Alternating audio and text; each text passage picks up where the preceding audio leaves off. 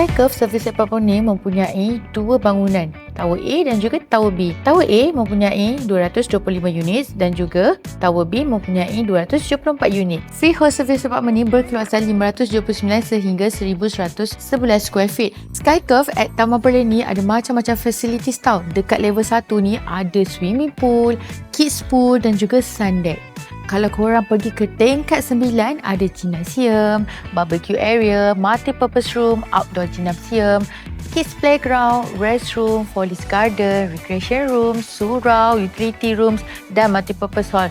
Memang macam-macam fasiliti ada kat sini. Skycurve Service Apartment ni ada 3 type. Type A, Type B dan juga Type C. Type A, 1 bilik tidur dan juga 1 bilik air. Kalau korang beli servis apartment ni, korang akan dapat parking percuma tau. Type B, 2 bilik tidur dan juga 2 bilik air. Dah tak payah pening-pening. Zero cost untuk korang dapatkan SPA, loan, MOT, perfection charge. Semua diorang settlekan.